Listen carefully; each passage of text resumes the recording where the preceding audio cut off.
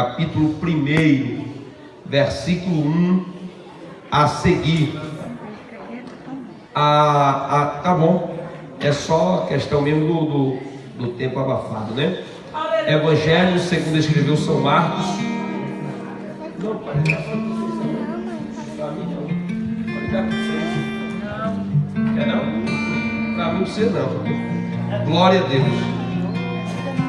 Evangelho segundo escreveu São Marcos, capítulo 1, versículo 1 até o versículo de número 9.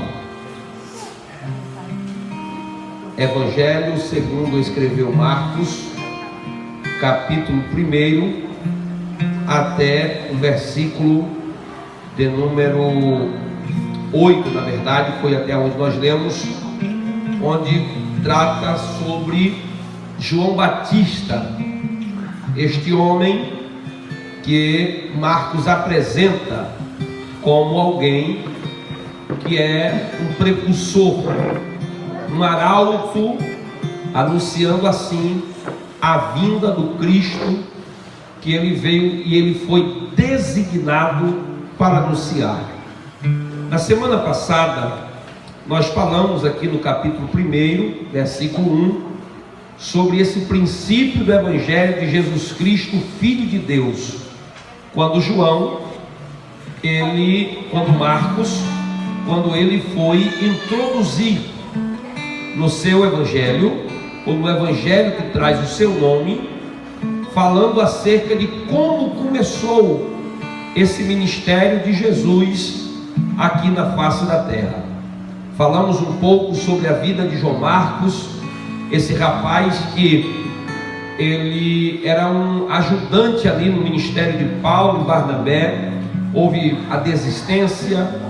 Esse rapaz também, né, foi uma pessoa que foi a causa daquela divisão entre Paulo e Barnabé na segunda viagem missionária. Esse rapaz, alguns escritores acham que ele é a pessoa que fugiu nu, correu nu e rolado no lençol, né? Então, esse rapaz teve altos e baixos na sua caminhada, no seu ministério, mas depois Deus o levanta, e esse rapaz então passa a ser um escritor que vai agora escrever o primeiro evangelho, conforme, né, a maioria dos teólogos concorda que ele é o primeiro a escrever o evangelho que traz o seu nome, que é o Evangelho de Marcos. E ele então passa a falar da vida do Senhor, passa a ser útil, né? Foi um intérprete para Pedro, ele foi um ajudante, né, fiel muito a Paulo também. Depois disso esteve até em uma prisão em Roma com Paulo, preso também. E depois, mais tarde, o próprio Paulo disse: manda-me trazer João Marcos, porque ele me é útil.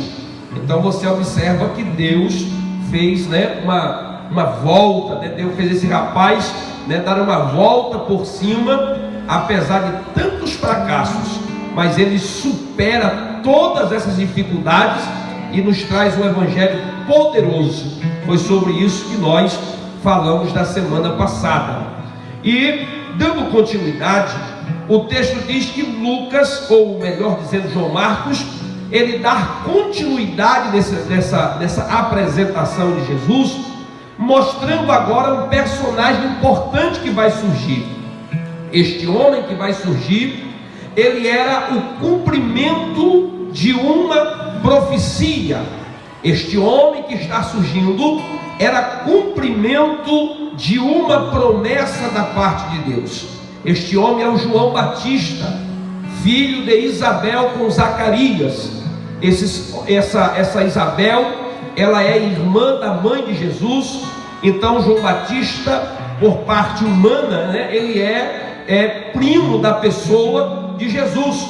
E a Bíblia diz que João Batista, ele nasce, conforme é apresentado pelo próprio João, pelo próprio Marcos, como um cumprimento de uma promessa de Deus. Ele é a voz que seria a voz que iria clamar no deserto e iria anunciar a vinda do Rei dos Reis. anunciar a vinda do Senhor Jesus. Então João ele entra em cena como cumprimento de uma determinação do próprio Todo-Poderoso. Ele não é alguém que é alheio a tudo isso, que está fora de um contexto, fora da normalidade das Escrituras. Ele é alguém que vem para cumprir uma ordenança divina. João ele é um mensageiro. João, ele é o arauto que vinha sempre antes de qualquer rei chegar a uma cidade. João é aquela pessoa que está vindo anunciar que depois dele está vindo alguém importante. Ele está anunciando, ele está preparando a chegada de alguém. E na hora que João está anunciando, ele está falando que alguém que virá é mais poderoso do que ele. Este alguém tem poder de batizar no Espírito Santo. Este alguém está vindo como cumprimento de uma promessa da parte de Deus. Então João ele tem característica, ele tem uma identidade própria, ele tem algo que lhe identifica como esse mensageiro, algo que lhe dá credenciais como mensageiro do Senhor. E quando olhamos para o texto sagrado, João ele é alguém comissionado por Deus, convocado pelos céus para pregar esta palavra. Ele é alguém que veio cumprindo uma promessa de Deus na sua vida. Se não bastasse só o cumprimento de uma promessa, João também surge como fruto das orações do seu pai e da sua mãe, diz Lucas. Lucas diz que os seus pais oraram para que ele viesse. Zacarias, já na sua idade avançada, orou para que esse menino nascesse. João, ele é fruto das orações da sua família. A sua família intercedeu para que ele chegasse ali. Então João, ele tem uma origem espiritual, ele tem uma origem de onde ele está vindo. Seu pai era um sacerdote, a sua mãe, alguém íntegra a Deus, de uma família nobre, de uma família abençoada, de uma família cristã. Ele está chegando como alguém que vem preparar o caminho do Senhor. Então João, ele tem origem, ele tem início do seu ministério. Ele, quando chega para profetizar no deserto, não é alguém que está chegando por acaso, não é alguém que está vindo do nada profetizar, que apareceu ali do nada. Há uma história por detrás da vida do ministério de João. Ele é cumprimento da promessa do Senhor. Ele também é resposta de Deus às orações da sua mãe e do seu pai. Então ele está sendo criado. O próprio texto vai nos dizer, conforme o Evangelho segundo escreveu Lucas, que o Senhor disse: nele ele não tomará bebida forte. Ele vai ser motivo de alegria para muita gente. O texto diz: ele não vai se contaminar com qualquer coisa. Ele vai ser alguém separado para o ministério. Então, quando passa-se muitos anos depois, Jesus já está com 30 anos de idade, provavelmente, aproximadamente a mesma idade de João. João agora está pregando e uma multidão está ao seu redor. E aí, quando alguém vê João pregando, alguém pode até pensar: de onde é que esse rapaz saiu? Esse rapaz apareceu do nada. Esse rapaz aí está pregando como alguém que surgiu inesperadamente. Não, João é alguém que tem uma história de vida, nasceu da promessa, cumprimento, resposta de Deus às orações da sua família, criado na presença de Deus e separado para esse ministério específico. E aqui, meu irmão, vem uma palavra de Deus para você. A vida não é uma vida de paraquedas, que a gente pensa que a gente já nasce grande do dia para a noite, já aparece em qualquer lugar, como se nada fosse um processo na nossa vida. Deus nos dá, através dessa palavra, uma mensagem de Deus para você essa noite. Espere o tempo de Deus, permaneça na presença, permaneça. Tu tem promessa de Deus, então espere. Tem alguém orando por você, então espere, aguarde, viva a obediência, a disciplina da palavra, e Deus, no tempo certo, exaltará a sua vida para a glória do nome de Jesus Cristo. Quem está entendendo essa palavra, diga glória a Deus.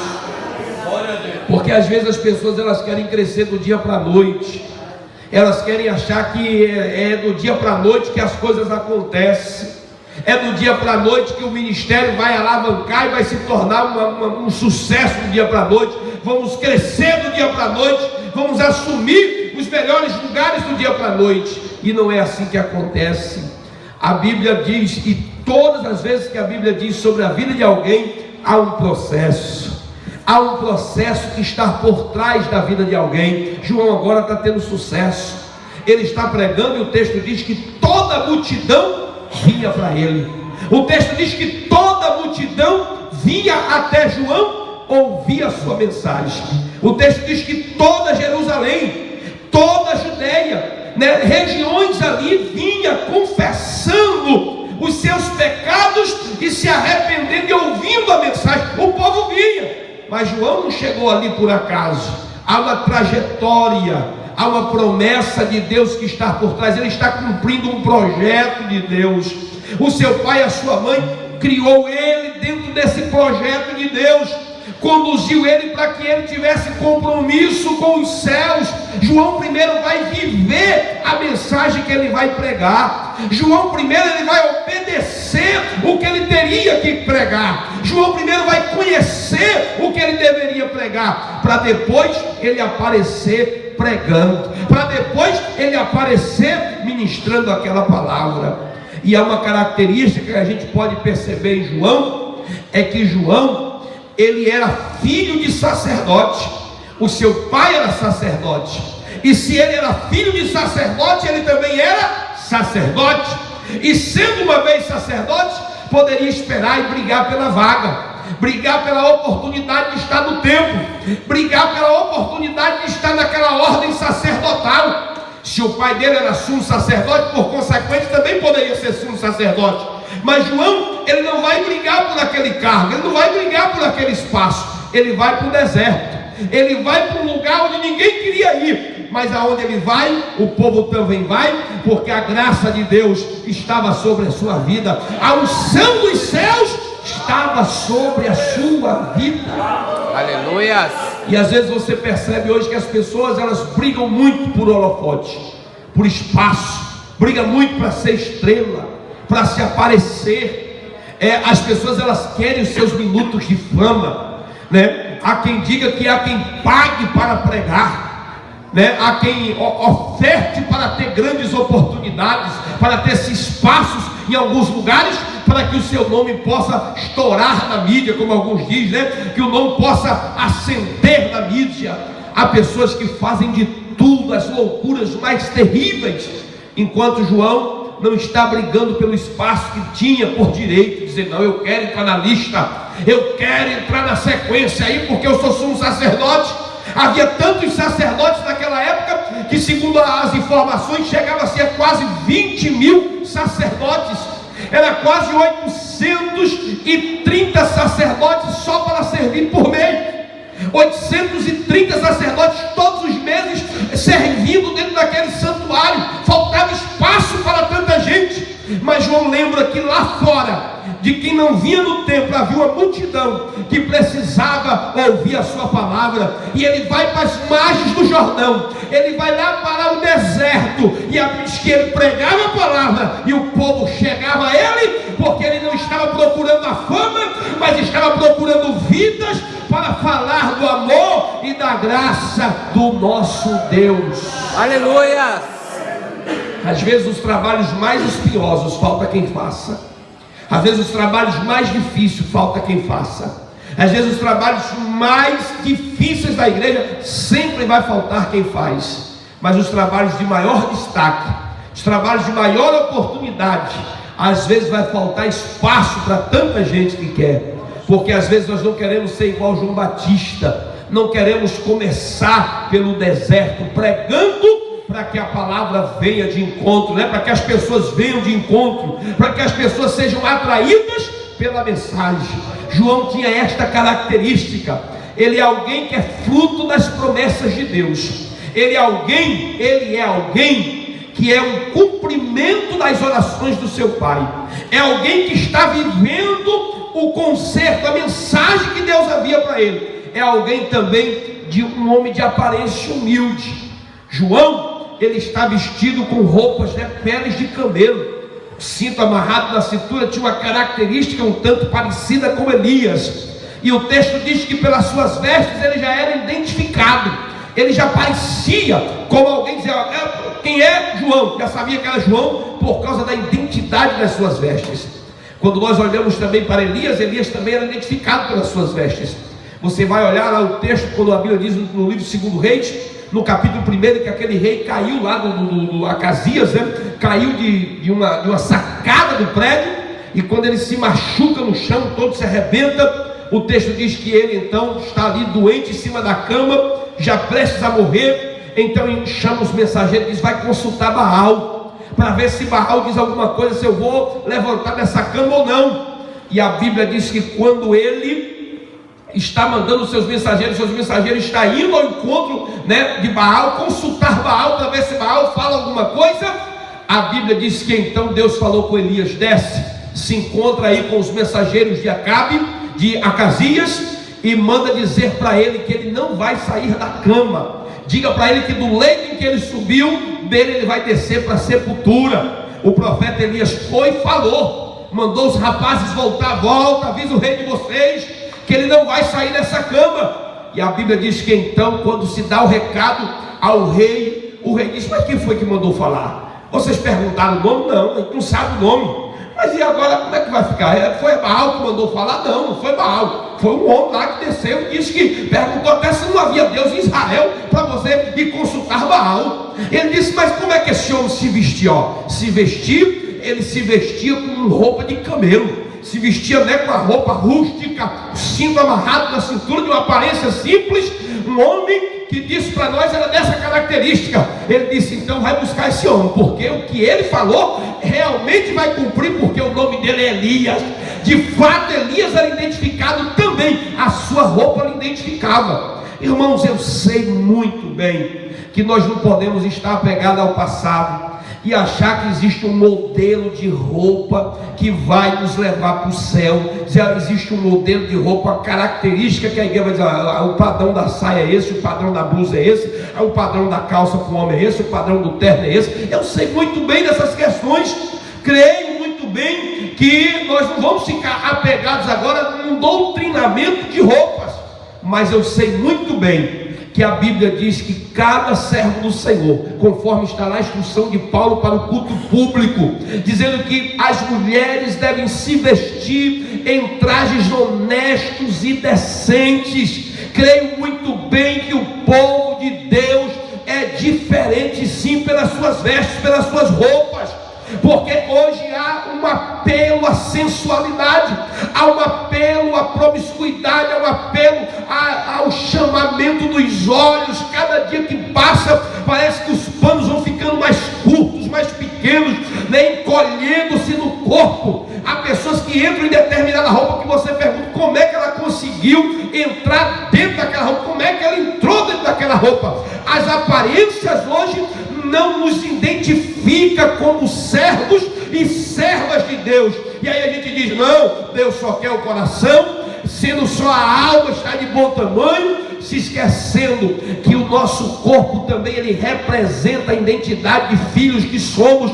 Como é que eu tenho um espírito que adora? Como é que eu tenho uma alma que adora? Como é que eu tenho um coração voltado para Deus e essa vida não responde no meu exterior? Ei, alguém vai olhar para você e precisa sim te identificar como servo de Deus. Aleluia, glória ao nome de Jesus. Aleluia. E quando eu falo de roupa, eu não falo só de mulher, não, é os homens também. Hoje agora, as roupas, hoje cada dia que passa está ficando, e principalmente no púlpito da igreja, há as suas extravagâncias. Você vai em alguns lugares, alguns eventos, alguns congressos, os pica-pauzinhos tudo rodando, veste uma roupa, parece que é vestida a vácuo, suga no corpo todinho, a roupa é menor do que ele, parece que compra 2, 3 números, menor do que o manequim. Só está faltando agora aparecer dentro das igrejas pentecostais alguém agora de brinco, Porque já está tendo gente de rato, de cavalo, de todos os tipos de roupas e comportamentos inusitados possíveis, parecendo que Deus chamou o mensageiro para ser um manequim, um modelo de púlpito. Não, Deus nos chamou para pregar a mensagem. Era o que João tinha. João tinha mensagem, João tinha uma palavra de Deus. João veio para anunciar o Cristo. Foi para isso que a igreja foi chamada. A igreja não foi chamada para se aparecer, o pregador não foi chamado para se aparecer. Nós fomos chamados para dizer: eis aí o Cordeiro de Deus. Aleluia! Quem é que crê no poder desta palavra? Diga glória a Jesus. Nós não fomos chamados para exaltar a nós mesmos. Nós não fomos chamados para ter nosso nome estampado, sermos padrão de roupa para ninguém. Nós somos chamados para ser padrão de santidade, modelo de uma vida exemplar, de uma vida cheia da graça e da unção do Espírito Santo. E às vezes os mensageiros de hoje têm tudo menos a mensagem. Eles na hora de começar, se preocupam logo com o sapato. Tem aqueles que compram os relógios falsos para botar no braço, compram os anéis de formatura que eles não têm, o cursor, anéis de formação em teologia que eles nunca fizeram, é o que menos tem a teologia, o que menos tem é o conhecimento, porque querem impressionar. Me lembro que uma vez eu fui a um lugar, logo quando eu comprei o meu carro, e alguém disse: rapaz, esse carro seu é muito peba para pregador, você tinha que ter comprado mais poderoso, mais potente para pregador. Eu digo: ô, meu filho, eu não sou pregador não, mas o senhor sabe pregar de vez em quando. Eu digo: mas não tem problema não, o grandão me leva aonde o pequenininho também me leva, eu vou chegar. Não, mas aí eu vou comprar uma coisa que eu não tenho condição de pagar, rapaz, tem que comprar o que eu posso pagar. Esse aqui a prestação está em dia. Aí disse: não, mas o senhor vai dar, o senhor tem que impor, e o pessoal vai até valorizar mais o senhor quando o senhor chegar lá. Mas rapaz, parece que é assim a cultura que está, irmão. As pessoas querem impressionar pela aparência. Aí quando sobe no púlpito, não tem mensagem, não tem unção, não tem graça, não tem poder, falta conhecimento das Escrituras. Aí vai para lá ficar revelando o que não existe, coisa que não tem, para impressionar as pessoas. João, ele tinha uma mensagem, e a mensagem de João era fundamentada nas Escrituras, era fundamentada na Bíblia, fundamentada em Cristo, para anunciar aquele que viria, aquele que tinha algo para fazer. Aleluia! A igreja precisa ter a unção de Deus. Aleluia! Oh glória a Jesus! Oh glória a Jesus! Era esta a característica de João. João tinha mensagem, e a mensagem de João não era uma mensagem que escolhia público, não. João, ele pregava para soldado, Lucas diz isso. Ele pregava lá para os fariseus, para os escribas, e ele pregava para Herodes. A mensagem era uma só, não era aquela mensagem de conveniência. Quando é um lugar, desce a ripa, quando chega no outro, passa a mão pela cabeça. João tinha uma mensagem só, era a mensagem de Cristo, a mensagem de Deus. Tem gente que é assim, ele é corajoso em um lugar e no outro é covarde. É as mensagens de conveniência, mensagem encomendada. Crente, servo de Deus, pregador da palavra. A igreja não pode ter a mensagem de encomenda. A igreja tem que pregar o evangelho correto, dizendo: arrependa-se e creia no Senhor Jesus Cristo. Aleluia! Pecado é pecado, iniquidade é iniquidade. A igreja precisa continuar combatendo a iniquidade e o pecado. A igreja precisa continuar combatendo a iniquidade, combatendo o pecado, combatendo as coisas erradas dessa vida, porque pecado continua sendo pecado. Nós não podemos ter medo de pregar o evangelho. João não tinha medo, a mensagem era uma só. Ele não baixava o preço, ele não baixava a mensagem para ver se atraía, para ver se enchia mais. Não, estava no deserto. Quem quisesse, tivesse fome de Deus, que viesse. Lá ele tinha uma palavra só para dar para o povo. Eu me recordo que o pastor Rodrigues uma vez contou que os missionários, os pastores, foi chamado pelo João Figueiredo, presidente da República. Alguns pastores foi chamado por ele para ir até ali. Chegaram lá no palácio, tiveram uma audiência com o presidente. E segundo essa história que eu ouvi do pastor Rodrigues, diz que aqueles pastores, ao chegar ali, começou a bajular o João Figueiredo. Senhor, para o governo do senhor, essa medida daqui, essa proposta daqui, isso que o senhor fez lá, isso que o senhor está fazendo aqui. E aí, um momento lá, o João Figueiredo disse: calma aí, eu não chamei vocês para me bajular, eu não convidei vocês aqui para me bajular, porque bajulador aqui nesse palácio é o que não falta. Eu chamei vocês aqui porque eu tenho uma pergunta: o que Deus tem para falar comigo nesse momento difícil que eu estou vivendo? Era alguém clamando por uma palavra de Deus. Aí a igreja vai perder o foco, vai deixar de falar a mensagem e vai virar bajuladora, vai deixar de lidar com o reino para lidar com a área pública, com as áreas que não é competência da igreja. A igreja foi chamada para anunciar a Cristo, ide por todo mundo, pregar o evangelho a toda criatura. Aleluia! Quem milita o evangelho, quem milita a causa de Cristo, não pode se embaraçar com os negócios dessa vida. Fomos chamados para militar na causa do mestre, fomos chamados para ser arautos do rei, anunciar o Cristo poderoso. E não podemos agora ficar mudando a mensagem, mudando a palavra. E João pregava, e o texto diz que ele ministrava a mensagem como a voz que clama no deserto. Aqui Marcos coloca dizendo que, conforme está escrito no livro do profeta Isaías, e usa pelo menos duas referências, uma de Malaquias e outra de Isaías. Ele usa pelo menos pelo profeta que era mais conhecido, que era o profeta Isaías nesse tempo.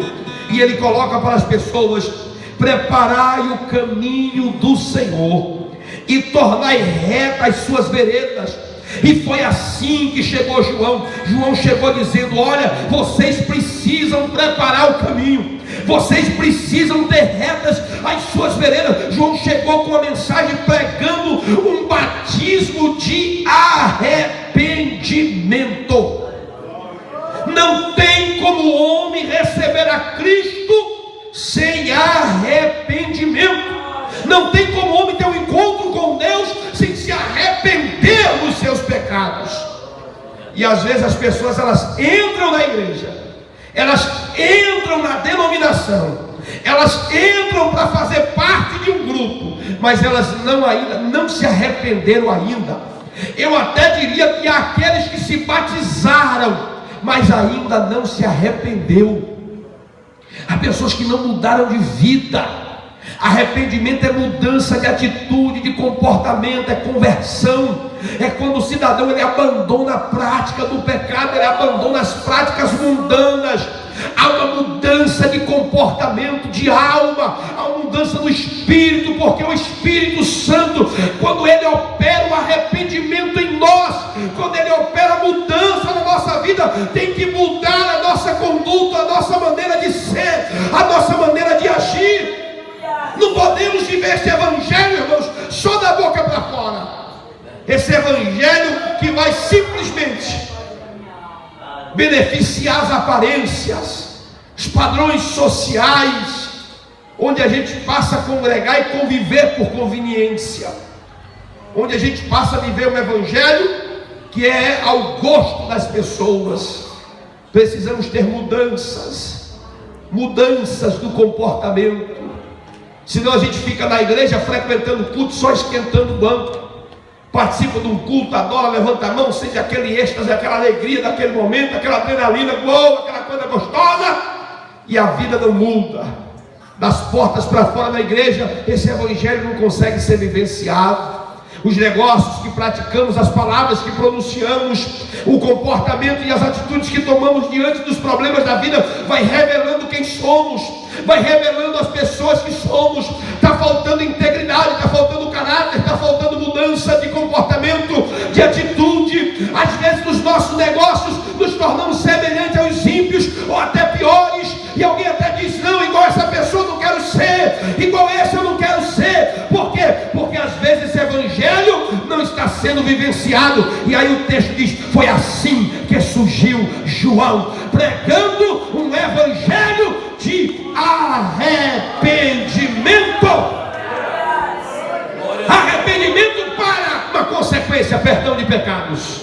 Um evangelho onde haverá arrependimento, obtém-se o perdão de pecados. É assim que nós vamos ter esse perdão, se nós nos arrependermos dos nossos erros. Esse negócio que chora no culto, sente aquela coisa toda, o pregador canta, o cantor canta, ai meu Deus, aí sai do culto para fora, está do mesmo jeito, fazendo as mesmas coisas, praticando as mesmas coisas. Ah, meu irmão, isso não está tendo arrependimento, não está tendo mudança, está tendo remorso, está tendo remorso, está tendo sentimento, aquela coisa, aquela tristeza, aquela comoção, mas não está tendo arrependimento. Porque o arrependimento, ele quando é verdadeiro, ele quando é sincero, ele quando é algo real, ele nos muda, ele vem para transformar, e a gente obtém o perdão de Deus. O perdão de Deus chega para a nossa vida, porque nós estamos cumprindo a vontade do Pai. Quem está entendendo essa palavra, diga glória a Jesus. O filho pródigo, ele ficou todo triste, olhando os porcos comer, com desejo de comer o que os porcos comiam. Aí ele diz assim: lá na casa de meu pai tem tanta gente, funcionários, jornaleiros, que come com fartura, tem fartura de pão na casa de meu pai, eu vou voltar. Ele estava sentado, o texto não diz que ele estava ali, indo, andando, falando, não. Pensou, caiu em si e pensando consigo: eu vou voltar para a casa de meu pai, eu vou lá pedir perdão para ele, eu vou falar para ele que eu vou mudar de vida, eu vou falar para ele para me aceitar pelo menos como funcionário. Isso aí era o caindo em si, a reflexão que ele estava fazendo. Mas eu gosto do texto, porque o texto deixa bem claro: e levantando-se foi ter com seu pai. Se só ficasse nas reflexões, se só ficasse naquele sentimento de tristeza, ele não estaria de fato se arrependendo. O arrependimento se caracterizou quando ele levantou-se e foi, tomou uma atitude, mudou o comportamento, abandonou aquela vida e voltou para a casa do Pai. É isso que João estava pregando: abandone o pecado, abandone a prática de vocês, pare de fazer o mal e aprenda a fazer o bem. Era isso que João estava pregando. Era uma mensagem dura, mas era necessária. Era uma mensagem difícil, mas era necessária para que as pessoas mudassem e alcançassem a bênção de Deus. Aleluia! Quem pode glorificar o nome de Jesus? Aleluia, aleluia. E foi assim que João chegou pregando. Ele vinha ao encontro dele, as pessoas vinham, as pessoas chegavam. É engano nosso achar que as pessoas não vêm quando o sermão é verdadeiro, irmãos. É engano nosso pensar que quando a gente prega a verdade as pessoas não vêm. Lógico que vem sim, porque há aqueles que precisam, há aqueles que necessitam, há aqueles que até ouvem a mensagem difícil do mundo, mas vem. Há alguém que sempre vai vir. E o texto diz que as multidões vinha para ele, chegava até ele, e o texto diz que eram batizados por ele no Rio Jordão, confessando os seus pecados. As pessoas recebiam a mensagem, e ali eles recebiam a palavra dura, e aí começava a assumir, dizendo: olha, somos pecadores, precisamos desse perdão, precisamos dessa graça, precisamos de uma dessa misericórdia. Eles assumiam que eram necessitados daquele batismo, que eram necessitados daquele perdão, que eram necessitados de alcançar aquela graça. Havia confissão de pecados, havia arrependimento, havia confissão, havia perdão de Deus, e acontecia o batismo nas águas. Quando a pessoa se batiza nas águas, ela está anunciando para as pessoas que ela mudou de vida. É um sinal do arrependimento. Não é que é o arrependimento, é um sinal. Você está publicando para as pessoas, está declarando para as pessoas: eu quero esse Jesus. É uma aliança que você está fazendo. Não é assim quando você gosta de alguém: vamos ficar noivos, vamos firmar o contrato, vamos firmar o pacto, e aí coloca uma aliança de noivado. Quando vai casar, vamos assumir a nossa vida agora, vamos casar, vamos morar no mesmo teto, vamos construir uma família junto a partir de agora. E aí casa, usa uma aliança. Ali é feita a cerimônia, porque agora todo mundo está sabendo que você agora mudou de vida. É assim quando nós pregamos o arrependimento, quando pregamos o batismo nas águas. As pessoas, quando ela aceita Jesus, quando ela se entrega a Jesus, ela diz igual aquele eunuco disse para Filipe: eu quero ser batizado. O que me impede de ser batizado? Tem água aqui, não nada te impede. Eu quero receber, eu quero mudar de vida. Eu estou arrependido dos meus erros. Eu estou arrependido desta velha vida. Eu quero agora uma nova vida. Eu quero nascer de novo. É isso o arrependimento que o batismo nas águas está anunciando. Não significa que lá você mergulhou na água, ali mudou tudo, agora você é nova criatura, não acontece mais nada de errado. Não é assim, não. O batismo é um pacto, uma aliança que você está fazendo com Cristo, de que você agora mudou de vida, de que você agora mudou completamente na presença de Deus. Quem está entendendo essa palavra? João vestia as roupas torcidas de pelos de camelo, usava ao redor da cintura um cinto de couro e se alimentava de gafanhotos e mel silvestre. Uma comida simples, uma roupa simples, de uma simplicidade, sem muitas exigências, sem muitas coisas. João chega e diz: esta era a pregação dele: depois de mim vem aquele que é mais poderoso do que eu, do qual eu não sou digno sequer de curvar-me para desamarrar as correias das suas sandálias. Alguém chegou e disse: ô João, não tem aquele rapaz que você batizou aqui, o Jesus? Tem. Já está batizando mais do que você. Os discípulos dele estão botando para lá. Ele agora já está, a igreja dele está maior, né? E João disse: não, o importante é que ele cresça e eu diminua. A minha função foi anunciar ele mesmo. Eu vim falar foi dele. Aleluia, eu vim anunciar ele. Quando você vê alguém procurando fama, procurando glória para si, está fora do que Jesus ensinou, está fora dos padrões, está precisando aprender com João. Quem precisa aparecer é Jesus. A glória é dele, a honra é dele, o poder é dele, a exaltação precisa ser para ele. Aleluia!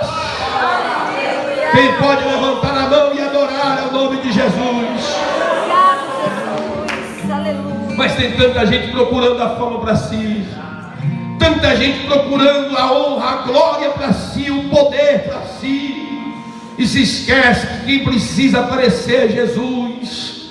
Quem precisa crescer é o Cristo poderoso, porque foi Ele que fundou esta obra, foi Ele quem deu a vida por nós, foi Ele que morreu na cruz do Calvário e pagou um preço pelos meus e pelos seus pecados. Quem precisa aparecer é o Cristo poderoso. Quem está entendendo esta palavra, diga glória a Jesus. Aleluia. E ele diz: o que vai vir depois de mim é mais poderoso do que eu, não sou digno de desatar minhas sandálias. Eu vos batizo com água, ele entretanto vos batizará com o Espírito Santo de Deus. Oh glória a Jesus, oh glória a Jesus. Ele vos batizará com fogo. Esse fogo aqui fala do batismo com o Espírito Santo sendo derramado sobre a vida de cada pessoa que se arrepende. Esse batismo pode ser entendido pelo menos em duas etapas: quando a pessoa se entrega a Cristo e quando a pessoa é revestida do poder de Deus. Quando ela passa a ser do corpo de Cristo, que ela recebe o selo do Espírito Santo, o penhor do Espírito. E quando ela é revestida do poder dos céus, como aconteceu com a igreja no dia de Pentecostes, e o crente é capacitado pelo Espírito Santo para pregar esta palavra. Há uma coisa que às vezes nós pentecostais enfatizamos demais. Nós pregamos que a evidência do batismo com o Espírito Santo é falar em línguas. Mas há uma coisa que enfatizamos, parece que nós fomos batizados para falar em línguas. Nós não fomos batizados para falar em línguas. A Bíblia diz lá em Atos capítulo 1, versículo de número 8: ficai em Jerusalém até que do alto sejais revestidos de poder, e então depois de ser revestidos, ser-me-eis testemunhas. O revestimento de poder, o objetivo é que a igreja possa ter autoridade para pregar o Evangelho de Jesus Cristo. Glória a Deus, aleluia. Não fomos chamados para nos exibir, não fomos chamados para nos amostrar, não fomos chamados para competir quem é que tem dom e quem não tem. Não. A igreja recebe o batismo com o Espírito Santo para sair das portas para fora pregando este Evangelho e anunciando às pessoas que só Jesus salva, só Jesus liberta e só Jesus leva para os céus. Quem é que crê no poder desta palavra, glorifique ao nome de Jesus. E às vezes nos esquecemos disso.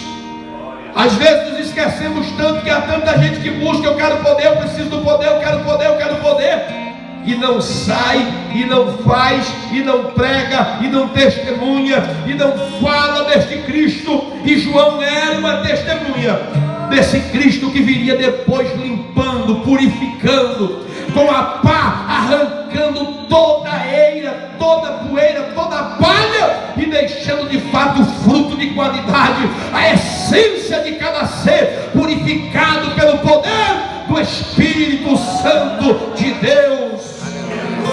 Quem está entendendo essa palavra, diga glória a Jesus. João anunciava Cristo, João exaltava Cristo, a mensagem de João era Cristo. Cristo era o centro da sua mensagem, era a diretriz da sua mensagem e era o apontamento da sua mensagem. João anunciava Jesus Cristo. E é Jesus que precisa ser anunciado pela igreja no seu dia a dia. Jesus precisa ser anunciado na nossa vida, nos nossos atos, no nosso comportamento, nas nossas ações, nos nossos objetivos, intuito e intento. Tudo em nós precisa se resumir na pessoa de Jesus Cristo. A glória é para Ele, a honra é dEle, a palavra é dEle, a mensagem é dEle. É Ele que precisa ser anunciado e exaltado nas nossas vidas.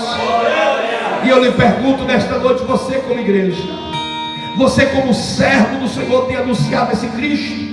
Tem deixado Jesus aparecer na sua vida? Tem deixado Jesus aparecer na sua roupa, nas suas vestes? Tem deixado Jesus aparecer no seu caráter? Tem recebido essa transformação, esse poder maravilhoso? Você tem? Porque se ainda não tem, esse é o momento oportuno, é um momento de apelo espiritual, para que você entenda que você precisa se revestir desta graça e se colocar na condição de João como arauto de Cristo. Eu sou arauto de Cristo. Aonde você estiver, aonde você passar, aonde você vive, onde você mora, na família que você reside, aonde você está neste momento, você pode ser alcançado por esta palavra e começar a exaltar o nome desse Cristo maravilhoso. Aleluia! Se coloca de pé e eu quero orar pela tua vida em nome de Jesus. Enquanto nós vamos orar, Ricardo Lopes vai louvar o Senhor com mais um louvor esta noite ainda.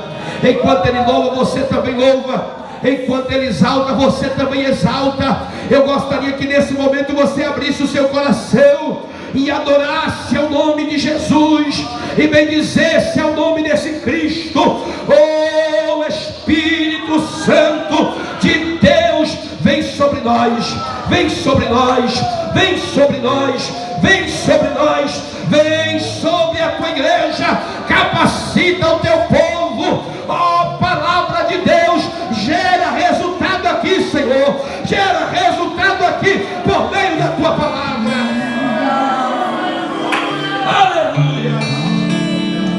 Aleluia. Oh, glória a Jesus. Aleluia. Ao Senhor poderoso Deus.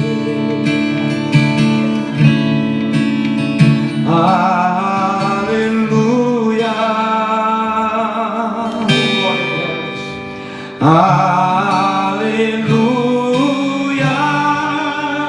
Ao Senhor poderoso Deus.